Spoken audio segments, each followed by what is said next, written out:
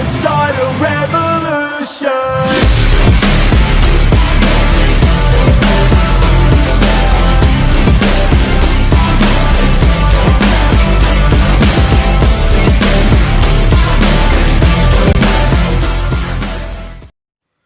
Bonjour, this is HAYS. Welcome to another movie review. Today we will be reviewing An American in Paris. I hope everybody's having a good Thanksgiving, if you celebrate it. As always, I have Hoodie with me. He's going to be reading everything, so let's get into that. Here you go, Hoodie. Hi. So we were reviewing An American in Paris, like H said. And from me personally, happy Thanksgiving. I just wanted to get that out of the way. But okay, now let's get into the movie part of this.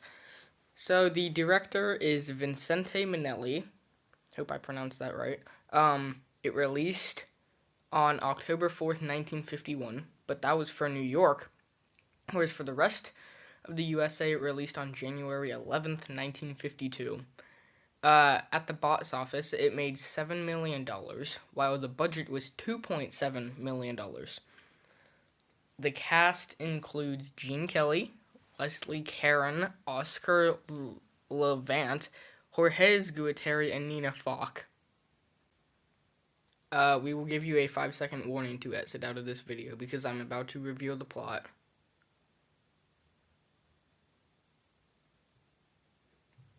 So the plot is Jerry Mulligan is an American World War II vet, but he is trying to start a reputation as a painter.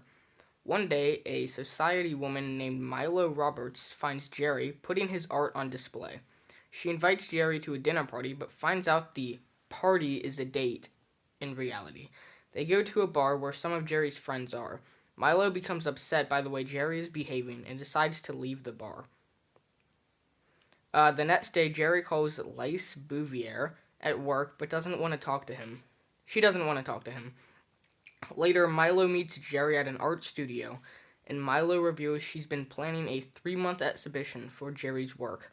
That night, Jerry and Lise meet where they did before at the Seine River near Notre Dame. She informs Jerry that she plans to marry Henry the following day, and they are going to take a trip to America. Jerry and Lise proclaim their love for one another, and Jerry invites Milo to his art students' party, where they then kiss. They run into Henry and Lise, where Jerry tells Milo his feelings for Lise.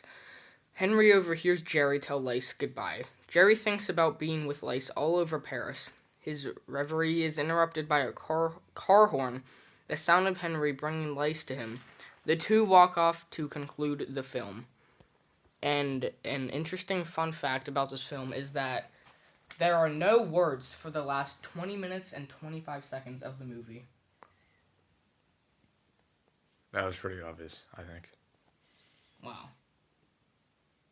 Not really, but... I mean, I noticed. What were your overall thoughts? I thought it wasn't a terrible movie. No. It's one of those movies that's not, like, exceptionally good, but not, like, terrible. Oh, absolutely, yeah. Your thoughts? I kind of agree with you. I would say not a little above, spot in the middle.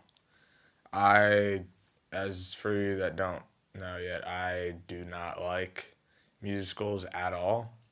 They're my least favorite genre. Yep. And I believe I think they're Hoodie's least favorite. Yeah, he said yes. Yeah. Mm-hmm. They're both of our least favorite genres. We don't like music in movies. We think that music in movies should be kind of like separated. Well, like singing in movies, not like background music, right? Oh yeah, of course. That's what we mean. Like singing in the movies, not background music, sorry. I do like, dancing is all right. It did have good dancing in it. I'll say that. Yeah. I mean, Gene Kelly he's a really good dancer. If you've ever seen Singing in the Rain, then you know what I'm talking about. Well, spoiler alert. Well, we actually will be reviewing that. I don't think it's next. No, it's not next, but it'll be coming up soon. within the next 3 or 4, I think. Within the next couple movies. It's coming up in the near future. I also, romantic movies are not my to go either. But I did like the angle in this that they were both talking, especially the part. I guess this goes for the up down part. I guess I can go and say that my favorite part was the part where they were both talking about the same woman and they just didn't know it. I thought that was really good. And my least favorite part, as Hoodie said, was the last 25 minutes because I was just really confused. I mean, or I wasn't confused, but like I knew what was going on, but I just thought it was just dragging out way too long. If you know what I mean, like it was just I was like the last 25 minutes felt like the longest 25 minutes of the whole thing. Yeah. Like there's just no talking at all. I don't really like that in movies where they go like a really long time without talking and there's no dialogue or anything. It was weird. What was your up down? I mean, I think the downside, meaning my down, is that, I mean, if there's no like talking in the movie, I mean, this kind of goes along with what you were saying, but like the silence of just no talking, that is just boredom. Well, it wasn't silence. I mean, there's music going on. Well, yeah, Background but music, no talking. No characters talking. Is what you Yeah, mean. yeah, that's what I mean. But that was just boredom. My up. Ooh.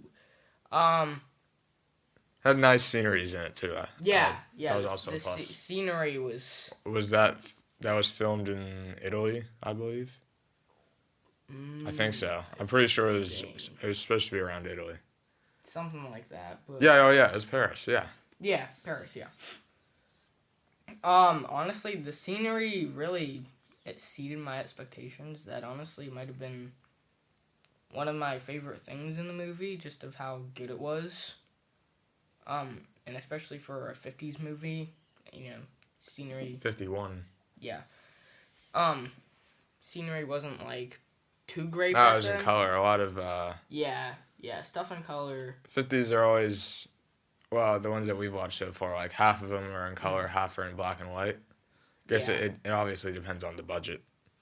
Yeah, It just that's the big it factor. brightens it up a lot better when there's color to it. Because when it's black and white, everything just seems dark, no matter how happy it's supposed to be. Because there's only like 4 colors. Something like When it's in color, it's a big difference if you ever watch it side by side. yeah. Is that it? Is that all you have? Yeah. It is? Okay.